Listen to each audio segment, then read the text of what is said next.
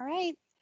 Welcome to our November session of Kentucky Teacher Talks. And we are so excited to have the program standards team from the Office of Teaching and Learning and our professional learning coordinators, Carrie McDaniel and Misty Higgins, join us today to lead us through an exploration of the KYStandards.org and all of the amazing resources that are available to Kentucky teachers to support the academic standards.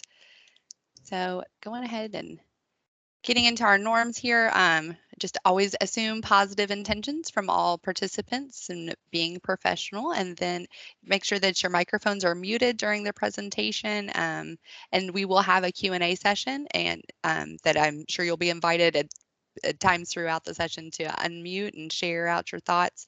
And then we also have a chat bar or an option bar where you can access the chat if you are on the team's actual downloaded platform on your desktop as opposed to the web browser.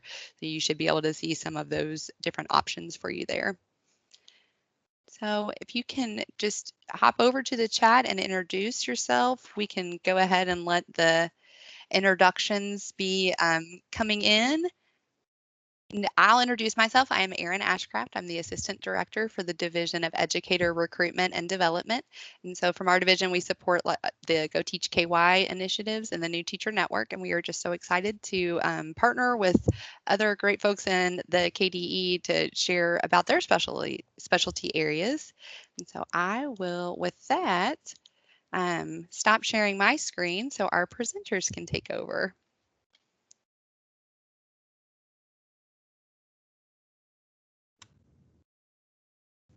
Hello, everyone. My name is Carrie McDaniel, and I'm joined today by Misty Higgins, and we are professional learning coordinators in the Division of Program Standards, Office of Teaching and Learning. And welcome to Teacher Talk, where we're going to update you on the standards resources available to you through the Kentucky Department of Education. We're also joined today, as she said, by several of our academic consultants here at KDE, and they are accompanying us on the call in case anyone has any content specific questions throughout our time together. And they're really the ones behind the scenes that are working hard to create these resources to help you in implementing the standards across disciplines. So at this time, we're going to post a link in the chat. And this is the note catcher document that may have already been shared with you, but just in case you weren't able to go ahead and access that, we're sharing that with you now so that once you click on that link, you'll be prompted to click a blue button that says make a copy. And once you click that button, you'll be able to type directly into your own document to take notes tonight. So we'll be referencing that document throughout our time together. And so our objectives for our time tonight will be to explain why there is a need for the Kentucky Academic Standards and give you an opportunity to explore these foundational resources. So in exploring these resources, we're going to be focusing on their purpose, where to locate them, and any questions or wonderings you may have. If you happen to hear any words tonight that you may not know, we would encourage you to jot those down and ask for clarification when we stop during our share times, or you feel free to post those in the chat box so we can address those along the way. And so we'd like to start off by having you reflect on your current comfort level with the KAS. So maybe your undergraduate coursework highlighted the standards, or maybe they are relatively new to you this year. Regardless of where you are in your understanding, we'd like you to think about which song best describes your comfort level.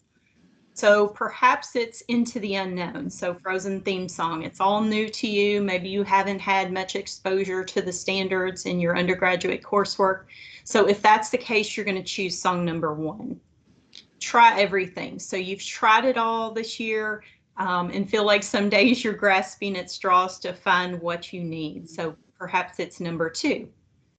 Song number 3, Feeling Good. So Michael Bublé, you're feeling good about where you are in your understanding of the standards and how best to approach them with your students. And then finally, You Can't Touch This, and strong in your use of the standards. So you would select that song, song number 4.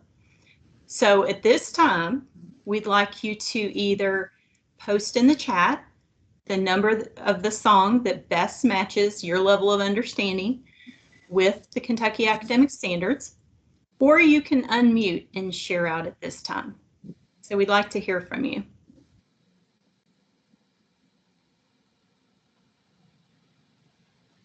I'm seeing lots of threes. Lots of people feeling good about their understanding.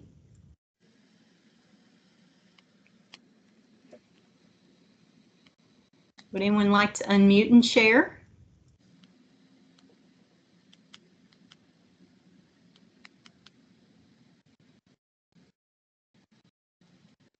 If not, that's okay. I'm good at wait time. I feel like that our Department of Education has done a really good job over the past couple of years of bringing teachers in and reviewing the standards and deconstructing them. So you think that's the primary reason why we're seeing so many threes? Was it Dana? Yes, I do. I know with my district in Marion County, we spent a lot of time with CKEC and looking at the new standards and developing resources to go along with them. That's wonderful. So hopefully during our time tonight, we'll be able to take you just a little deeper into those standards, and you can come away with some additional nuggets that you can use as well. So thank you for sharing, Dana. All right, so when we really consider the work that has been done around the Kentucky Academic Standards and why that work matters, this particular research report, The Opportunity Myth, really highlights the need for equitable access in learning for all students across the state of Kentucky. And so we know from the Opportunity Myth that while most students have defined plans for after high school and often do what the teachers asked of them while in school, many of these students, particularly those students of color from low-income families, often do not have access to grade level appropriate assignments, strong instruction, deep levels of engagement, or teachers that hold them to higher expectations. And so these 4 resources, also referred to as the 4 key commitments, can significantly improve student achievement, even for students who start out the school year behind.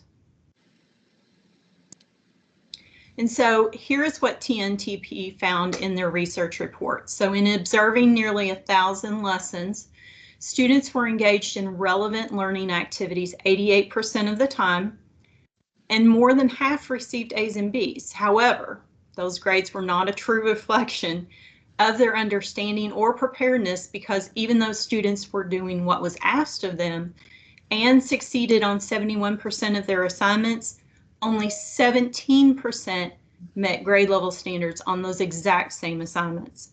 So essentially, while students were meeting the demands given to them by their teachers, it wasn't enough to help them meet the demands of assignments at their grade level.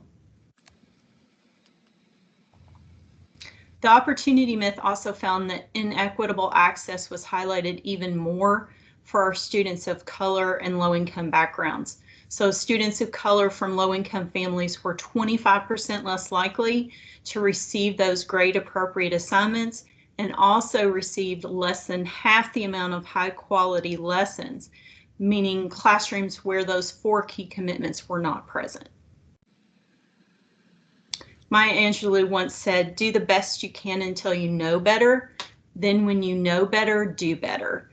And so because we now know better that the research points to these 4 key commitments as critical to a student's school achievement, it becomes increasingly more important for us to ensure that we are creating grade appropriate assignments aligned to grade level standards where students can be engaged in deep levels of thinking, with teachers holding them to those high expectations. And so to support schools and districts in implementing the Kentucky Academic Standards and thinking about how they can honor those 4 key commitments at the classroom level, the Division of Program Standards came up with a 3-year implementation plan. And if you look at our plan, you're going to see that it mimics or follows the idea of backward design. So year one, which was the work we did this past year, was really focused on systems and structures that are needed at the local level to support standards implementation. And the resources and professional learning that we designed last year are really aimed at helping teachers to get to know the standards, to really understand what are those expectations asking of our students, what do they need to know and be able to do. Now, year two, that's the current year that we are in, is taking a look at balanced assessment. So once we have a better understanding of what our standards are asking students to know and be able to do, this year our resources are aimed at helping teachers answer that question of, well, how do we know if they've learned it? And then next year in year three, we're going to take a closer look at instructional best practice. Now, we are interweaving instructional best practice into all of our resources in professional learning. It's just that next year, that's going to be the very specific lens that we take in thinking about, once we know what the standards are asking students to know and be able to do, once we have an understanding of how we need to assess to see if they've learned it, then next year is about how do we make sure we're using evidence-based practices in our instruction at the classroom level to help students meet those standard expectations. And so one of the things we did is in our development of this plan and really thinking of how to support schools and districts is we wanted to have kind of a one-stop shop for everything where people could quickly and easily access the standard resources. And so from that, we have KYStandards.org.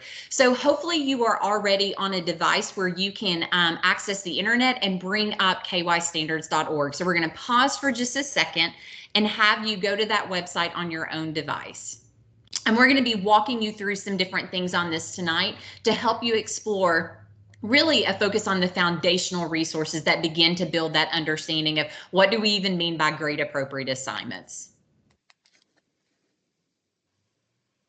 And one of the things that we want to point out when you go to KYStandards.org is in the top left-hand corner, you're going to see a plus sign within a gray circle.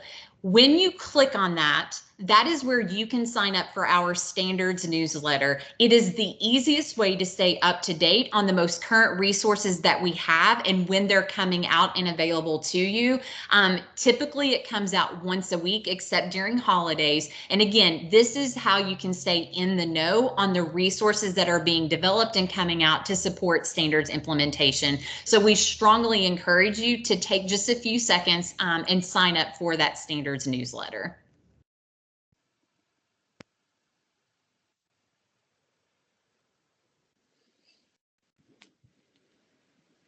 And when you look at our homepage, you're going to see it's pretty easy in terms of you have two choices of things to navigate. The first option that you see is the Explore Your Standards. So if you click on that tab, it will take you to a page where you can get quick access to each of the standards for the different content areas. So once you click on the icon for a content area, it will take you to the standards document for that area or for that content. Now, your second standards resources. When you click on it, you're going to see that all of our resources are divided into two categories. We have general resources and content area resources. And here is what we wanted to do tonight. We were thinking about, with new teachers, what are those resources that are most foundational in building understanding of how to really put those 4 key commitments in place at the classroom level. And so what we're going to be exploring with you all tonight are these 3 resources from our work last year: the Getting to Know the CAS modules, the Breaking Down a Standard Protocol, and then the Assignment Review Protocol and Student Assignment Library. This is where that critical understanding is built around what the standards are, how they're put together, and how do we really use what's within that document to guide our understanding and plan our classroom instruction, again, to honor those 4 key commitments. So as we go through each resource, we're going to share with you what's the purpose of the resource. We are going to show you how to navigate KY standards to find that resource, and then finally give you just a little bit of time to explore each one. So Carrie's going to walk us through that first resource. Thank you, Misty. So last year's Getting to Know the CAS modules were created to really build that shared understanding of the architecture or organizational structure of the documents, how and why the standards were revised, as well as how the CAS support teachers and stakeholders in their implementation of those standards.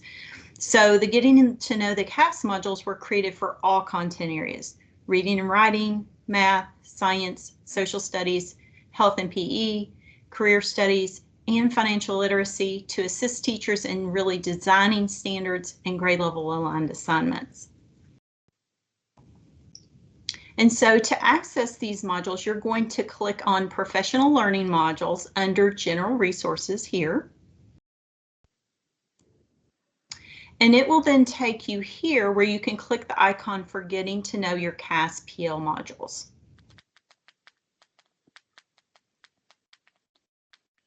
And as you can see, there are Getting to Know Your CAS modules for all of the content areas. So like I said before, however, each is color coded to help you find resources tied to each specific content area. So reading and writing are denoted in red, math in orange, and so forth. Each CAS content area contains a facilitator's guide for schools and districts really wanting to present this content. And so all of the documents used in the discovery task for the module can be found in this facilitator's guide. The PowerPoint module itself is really that meat of the content information about the specific module, and a great go-to for you all today. And then the module at a glance lists out the goals and objectives of the module along with the key features found in the module in a bulleted format. And so now we're going to give you an opportunity to really explore the Getting to Know the CAS resources found on KYStandards.org. As you're exploring these resources, we've provided a note catcher for you to make notes on connections you are making to what is found there, new understandings you have, or wonderings and questions you're making to what is found. We'll just be focused on that first section, that Getting to Know the CAS section of the note catcher for now. For those of you who are elementary level teachers who teach multiple content areas, we're going to encourage you to really focus on the content area you feel least comfortable with. And that's really just to build your background in that particular area. And I know that the link was provided for you in advance, and then we posted the link for you in the chat. We'll post that again. So again, you can kind of access that particular document. So you can either type in the doc, you can use the document if you've already printed it out.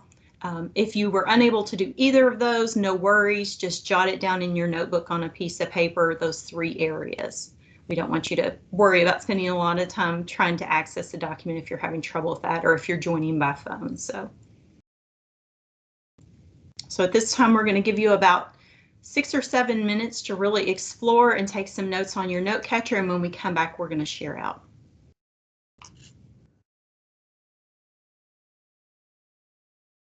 And if for any reason people forgot or need us to go back to how to navigate to them, don't hesitate to put a note in the chat box or to just unmute and ask, and we can again walk you through where to find the Getting to Know the CAS modules.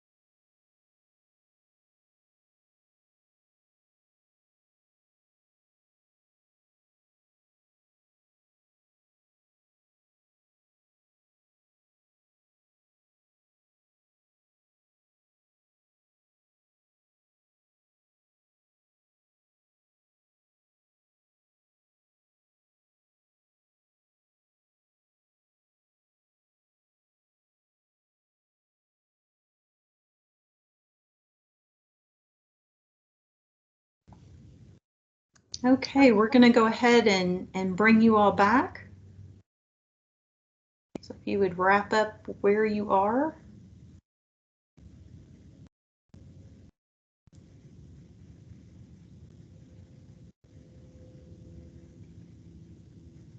Give everyone just a second or two to get switched back over.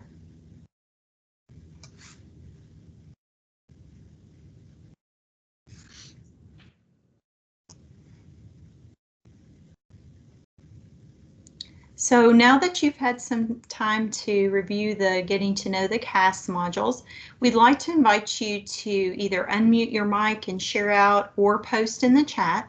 What were some of the connections you made, new understandings you gleaned, or questions you had while exploring these modules? And again, I know we're a small group, so we would really like to hear from you all on our end to see what you were thinking around that resource. Absolutely, Misty.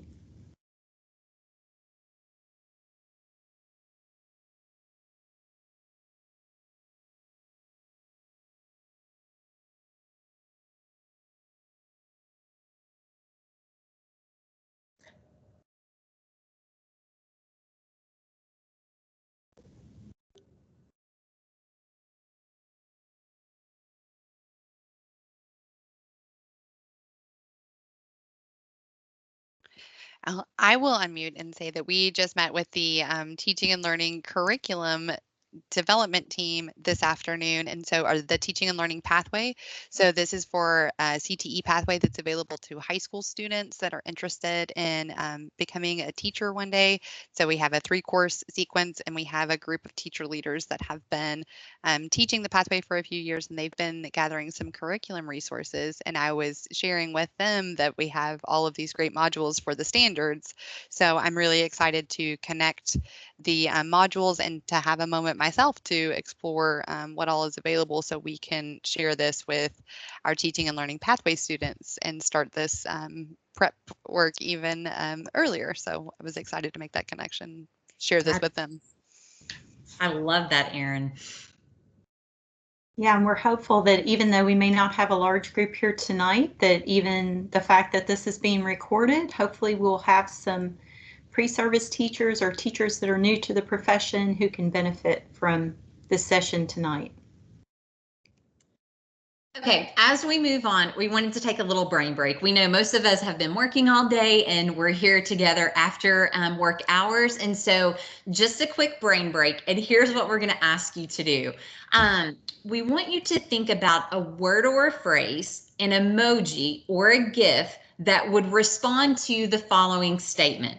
When I wake up, I am. So what are you like when you wake up? And so again, we want you to post it in the chat, and it could be a word, a phrase, it could be an emoji, or it could be a GIF. So take just a minute, kind of search around and see what would best demonstrate what you look like when you wake up.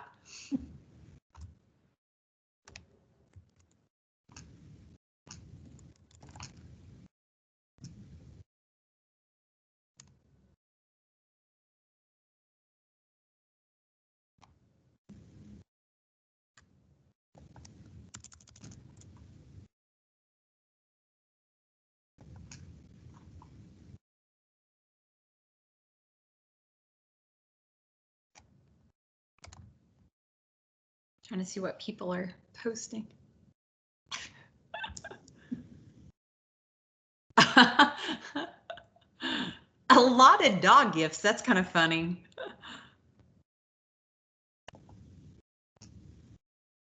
That's hilarious. Give you just a couple of minutes to put a few more in there if you would like.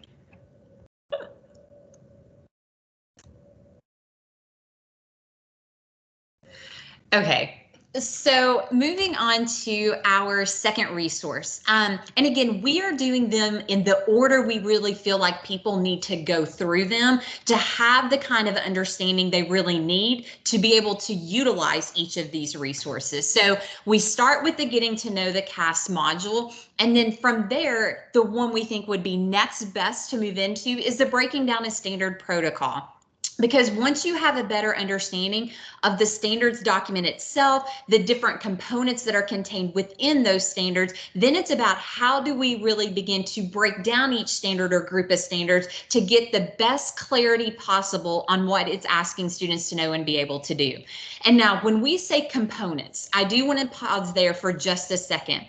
And I think Dana mentioned this earlier. It is important to know that these standards were written by Kentucky teachers for Kentucky teachers. And so they do look very different than standards documents in the past. And there are many components throughout those documents that were designed to help you figure out what a standard is really about. Whether that's like in the reading and writing, it could be the guiding principle, the mini progressions, the math,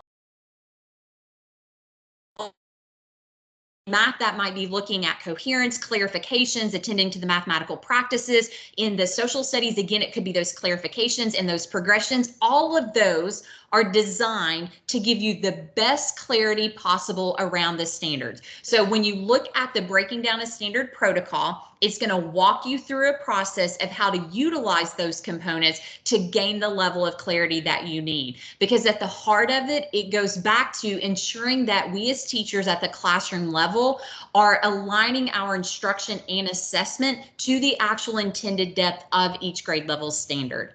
So this is just an example of the breaking down a math standard document. And in this particular protocol, you can see that they actually mimicked a page of what the standards document looks like. So like at the very top where it says, what is the domain, conceptual category, big idea? Well, that's exactly where on the page you would go to find that information. So all of these are designed for you to utilize, again, to get the level of clarity you need to really get a sense of what the standard's asking. And one thing I would reiterate here is you will always hear us saying, we believe that this kind of work takes place in the best type of setting is in that PLC type setting. So as teachers work together, digging into the standards document and using this protocol, they're going to be able to get at the heart of what the standard's asking. So to access the breaking down a standard protocols, you would go to general resources, the breaking down a standard resource. And when you click on that, you're going to see that we have this available for reading and writing, mathematics, and for science. Currently, the one for social studies is actually built into one of their professional learning modules called Minding the Gap. So if you're a social studies teacher on here, you could go to the social studies resources, look at professional learning modules. You would look at the Minding the Gap module, and you would find that within that particular professional learning opportunity. For the other three content areas, you can click right here on this page and it would take you to the protocol. And again, in order to use this, you would need the standards document in front of you as well as this particular protocol. But what we want you to do right now is, again, just give you time to explore the protocol. On your notes catcher, you'll see that's the second resource listed. And just like last time, we want you to explore it through the same lens of what are connections you can make either to your own background knowledge or current work that's happening in your school or district. What are some new learnings or understandings that you have by kind of just quickly looking through the document, as well as what are some wonderings or questions you might have? Are there things on there that maybe you're not sure what they mean that you would want to ask clarification about? And so if you're elementary, we recommend picking an area that maybe you're least comfortable with, because this can help really build your understanding. But we're going to pause for just a few minutes, have you go into the breaking down a standard protocol for your content area, and again, take some notes through the lens of connections, understandings, as well as wonderings or questions you might have.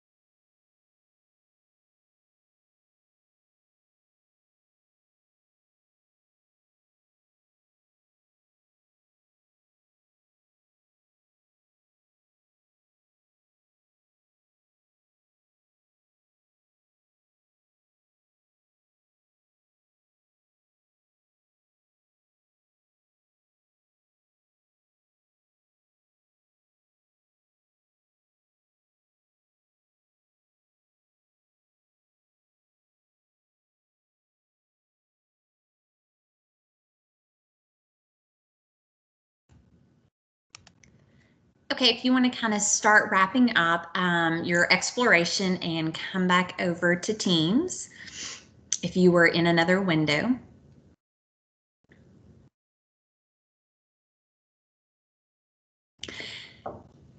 And so we do want to, again, we would love to hear your thinking. And we know we're not giving you a ton of time to explore those. But what was maybe a connection you made to work that's currently going on, or your own background, a new learning, or even some questions that came up as you explored the Breaking Down a Standard Protocol resource? So again, feel free to put that in the chat or unmute and share with the group.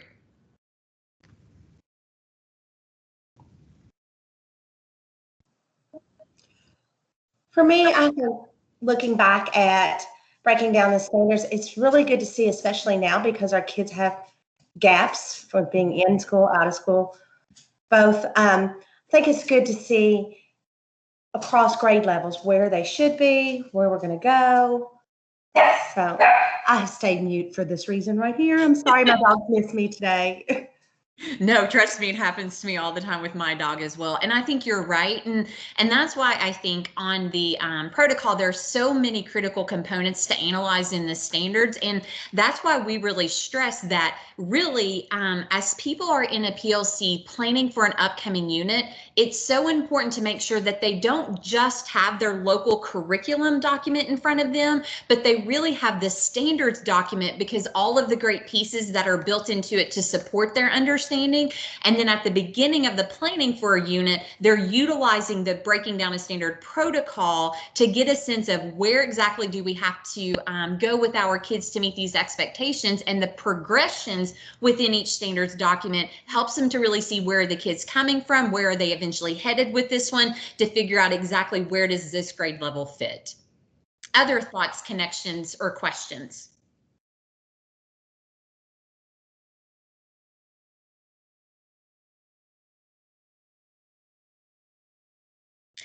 And then as we go into this last one, just something else I will point out about, again, going with that kind of idea backwards design. That's why we intentionally are putting the resources we have in the order that they are, because once you really understand the standards document, the architecture, the components, once you begin to break down a standard or group of standards to get to the heart of what they're actually asking kids to know and be able to do, then that's where this next resource can come into play.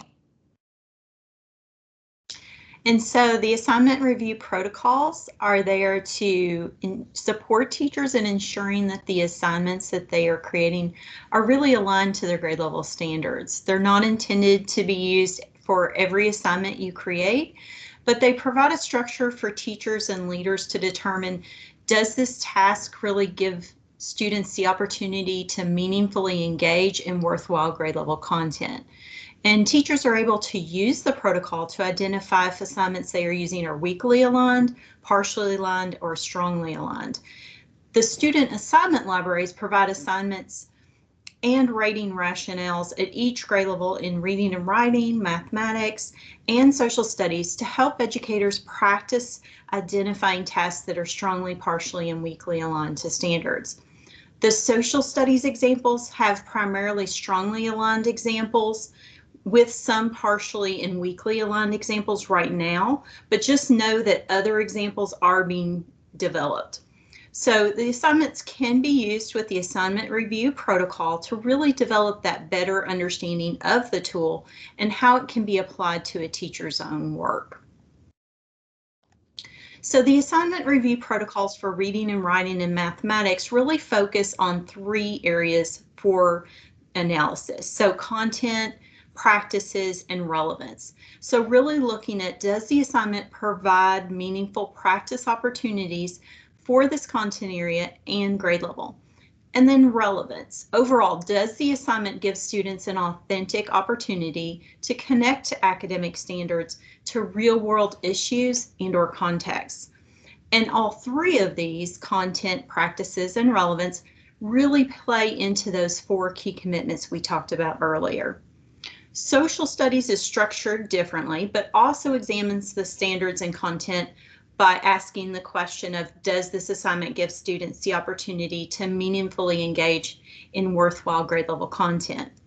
It also examines how well the assignment requires students to engage in the rigorous work required to master the standards-based content and skills. And as a third layer of analysis, the social studies protocols ask teachers to consider if student assignments are able to address a concept, problem, or issue that is similar to one that they have encountered or are likely to encounter in real life outside of school. So again, while these assignment review protocols are not intended to be used with the creation of every assignment, knowing the areas of analysis are helpful to keep in the back of your mind to develop relevant and meaningful learning activities for students. And so here's a partial screenshot of what that assignment review protocol looks like. You can see it poses questions for each area of analysis and really allows you as teachers to evaluate your own assignments against the criteria specific to that content area. This one just happens to be reading and writing. And so to access the assignment review protocols, you're going to click here. And then to access the student assignment libraries, you're going to select this icon under General Resources. And so just like we've done before, we're going to give you just a few minutes to really explore those assignment review protocols in the student assignment library. Resources found on KYStandards.org. And so we'll just be focused on that last section of the organizer this time. And again, when we come back, we're just going to ask someone to share out, or a couple people to share out in the chat, what their thinking is.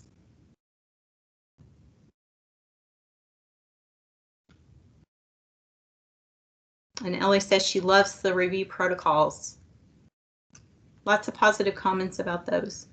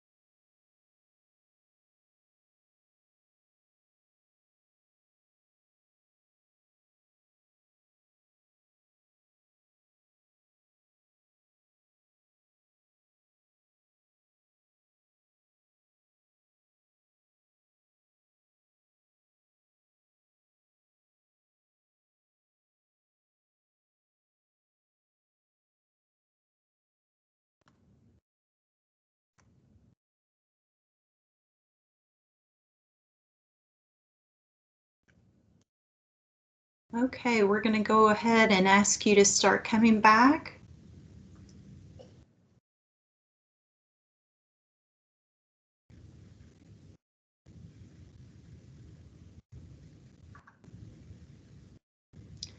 And now that you've had some time to review the assignment review protocols and student assignment library, we'd like once again for you to unmute your mic and share out or post in the chat what were some of the connections you made or new understandings you have, or even questions you had while exploring.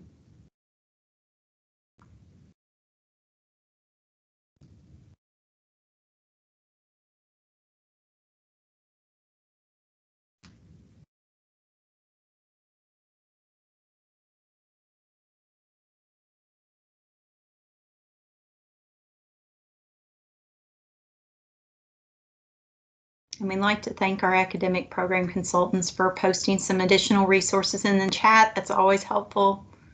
So thank you all for being here tonight.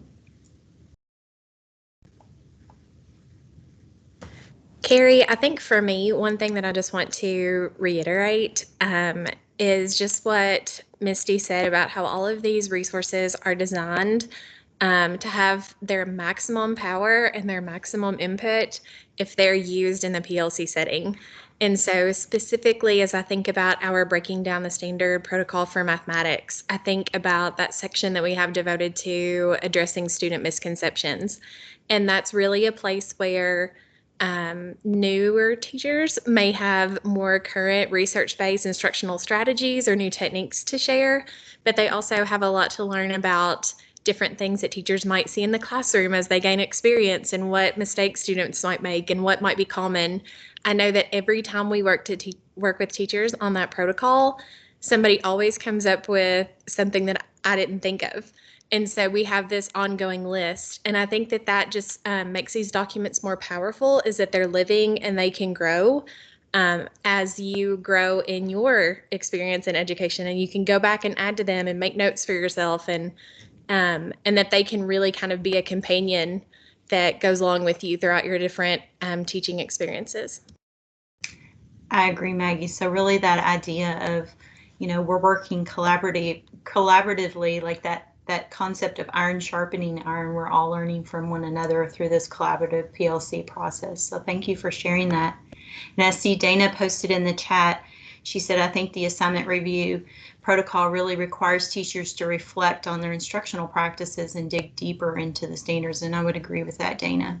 Definitely. Even add to that, Dana, that's why I think, we can look at analytics to see what people are accessing on KYStandards. And one of the most underutilized resources I think people are accessing is the student assignment library, because one of the things that's so great about that library is not only does it give you like the partially, the weakly or strongly aligned, but the rationale for why it gets that particular rating, because then it really helps to shift our thinking away from, we're not just taking the first assignment we find on teacher paid teachers, we're really trying to figure out, does this meet the depth of the standard and what we're wanting students to know and be able to do?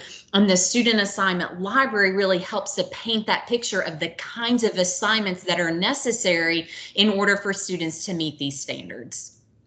Yeah, and just to add on to that, Missy, it really, in planning with teachers, it really helps to drill down on what those next steps need to be in order to get them to that next level, for sure. Yeah, because it's not just about tossing out a task that maybe a teacher already has. It's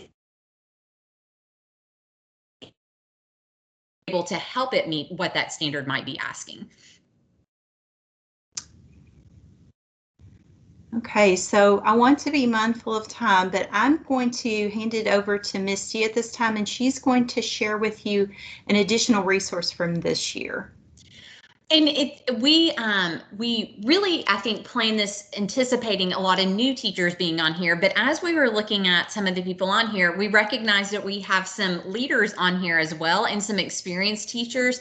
So we wanted to just take a second to highlight. We said that year 2 is about balanced assessment.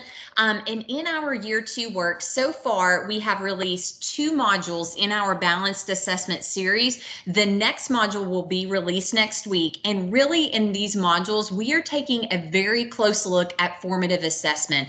Kind of like someone said earlier, and I'm sorry, I don't remember who, but was talking about, we recognize that, there's some gaps with our students this year, and how are we really seeing where kids are minute by minute, day by day, in the learning of whatever the intended learning goals or success criteria might be aligned to the standards. Well, that's what these asynchronous modules are all about. So when you go to KYStandards, and I apologize, we don't have this like the screenshots in there, but on KYStandards under general resources, when you click on those professional learning modules, one of the options under there is the balanced assessment module series. And again, we have taken great pains of working with West Ed, who has been a phenomenal partner, to ensure that we're really thinking about multiple aspects of that work, both from facilitating it, whether it's face-to-face or virtual, or even thinking about formative assessment process and the practices associated with it, how that might look when it's face-to-face or in a virtual setting.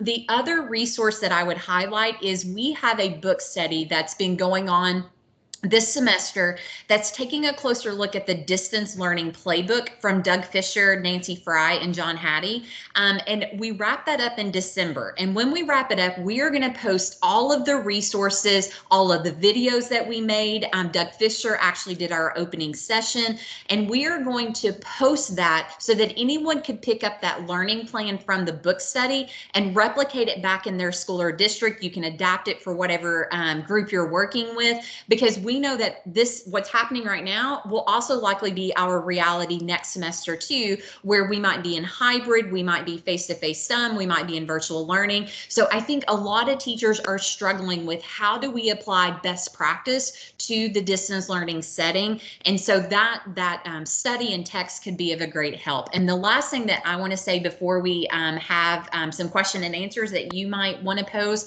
is, do our consultants, if you all want to highlight a specific resource that you have recently made available that you want to take just a couple of minutes to highlight with the group.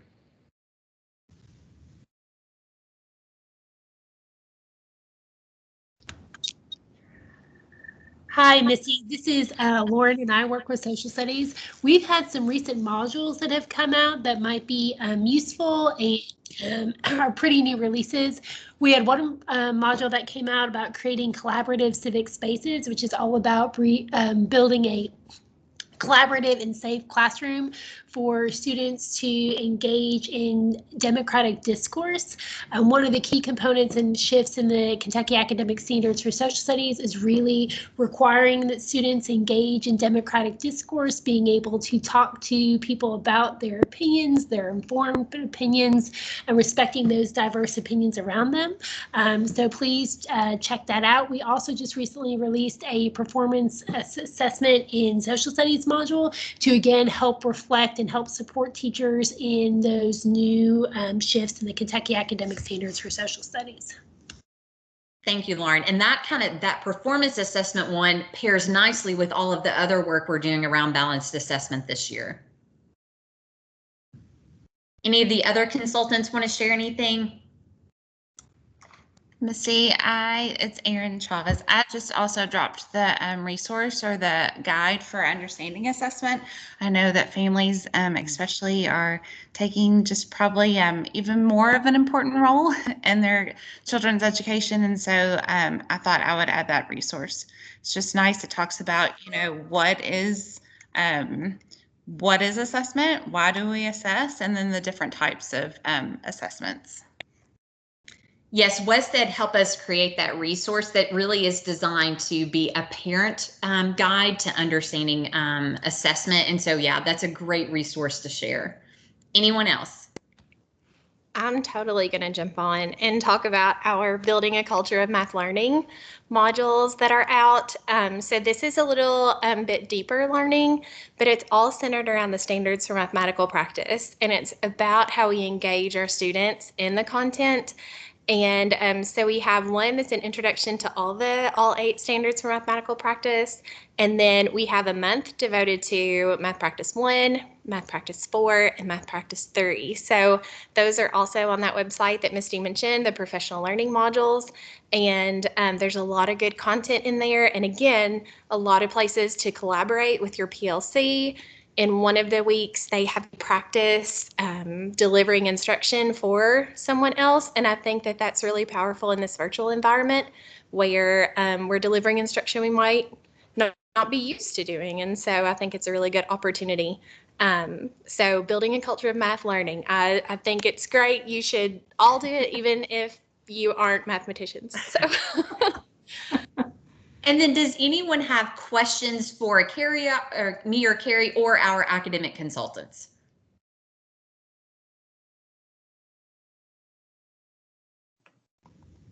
I would just like to add that you all do a really good job of putting these documents together and getting them out to teachers. So, oh, thank you so much. Thank you. Thank you to the consultants as well for all their hard work.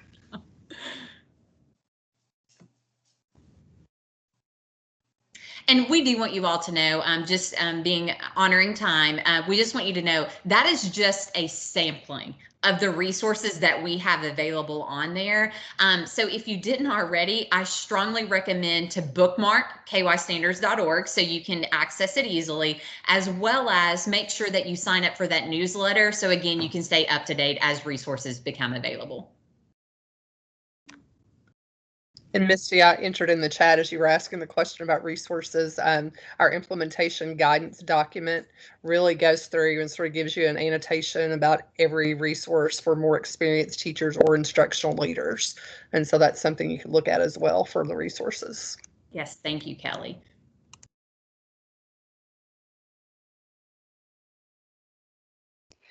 Well, thank you all so much. This has just been a wealth of information. And as Dana said, everything is just so well designed, and there has been just such great attention to ensuring that Kentucky teachers are informed and well supported. So thank you all so much for all of the incredible work that you do. And our program standards team and our professional learning coordinators for joining us this afternoon.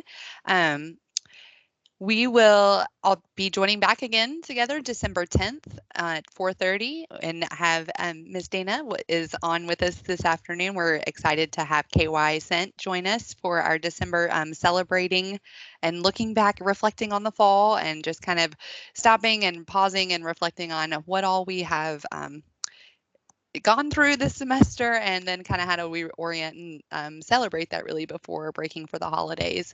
And so you can register. There's a bit.ly there at the bottom of that screen.